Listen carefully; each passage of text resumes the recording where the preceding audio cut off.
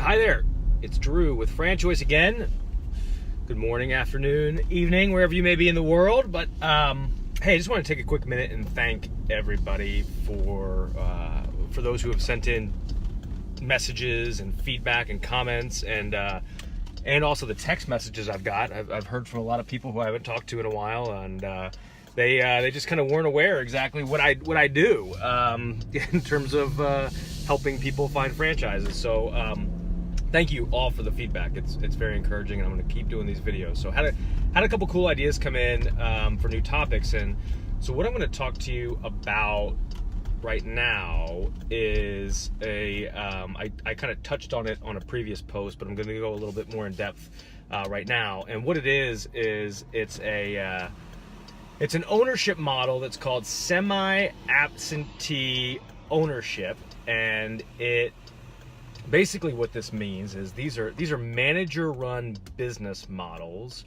that so these businesses are businesses that are run by managers that the owners find, hire, and manage, and then the franchise system has a lot of infrastructure and processes and technology in place that really enable the owners to truly run the business on a semi-passive basis. You know, we're talking, I don't know, 15, 20 hours a week. And so one example of this is you might notice that I recently had my hair cut.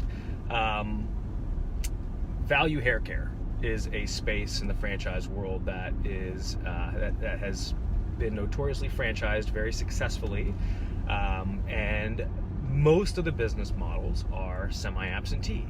And what that means is when you go into one of these salons, like the one I went into, they just opened not too far from my house in a new shopping center that was built. The owners were not in the store, and this was like the second week that this salon had been open. You know, you might kind of the common sense or the first thought might be, hey, well, why aren't the owners in the store? I mean, aren't they worried about what's happening in the store, especially the second week in business? And short answer is yes, those thoughts are definitely going through their head. The long answer is that the ownership model is one where the owner would probably be getting in the way of their employees and letting their employees do what they do well, which is cut hair and give customers a good experience so that they keep coming back. So what this business ownership model revolves around is that the owners hire managers who are typically kind of working supervisors. They're also cutting hair, but in turn, then they hire the stylists and manage the day-to-day aspects and the schedule and whatnot. The owners are not picking up scissors. They're not cutting anybody's hair. They're never learning how to cut hair. They are running the business as an entrepreneur, and what they have is they have a lot of software and technology that gives them visibility into how their business is performing on a day-to-day basis, so that they can keep an eye on the business. They just don't have to be in the store, tracking every customer that comes in and micromanaging their people. They're very good leaders. They're good delegators. They're good people managers. They are comfortable with people performing roles that they don't have to directly oversee. And so what I found is I was talking to one of the stylists who was cutting my hair, and this location that I got my hair cut at is actually the third location in the Charlotte area where I live that this ownership group has opened. So this is their third location. They have two that are 5 and 10 miles apart. So now these owners have moved into the multi-unit semi-absentee ownership model, which is where you can get a lot of scale as an entrepreneur investing in these semi-absentee businesses. And the reason for the scale is that to run one salon operationally is almost identical to running the second one and the third one. And there'll be some economies of scale that they can get as they open up additional units, meaning that they have maybe some shared back office costs that they can now allocate across each location, and like bookkeeping and stuff like that. And but the key is here, the owners do not need to they can still keep their jobs if they want to. And now these jobs that they have, they're probably pretty flexible. They kind of have some flexibility in their schedule. They're not locked down 9 to 5. But it's interesting. I know this company very, very well. They're actually a multi-billion, the parent company, excuse me, is a multi-billion-dollar publicly traded company. They're kind of a blue chipper is the way that I would describe it, and they are growing aggressively. I actually just helped somebody about a few weeks ago acquire 4. And then last year I helped 4 or 5 people acquire 3, 6, and 9 units within this organization. So most of the owners, I mean, probably like 90% of the owners are coming in and with the goal of opening multi-unit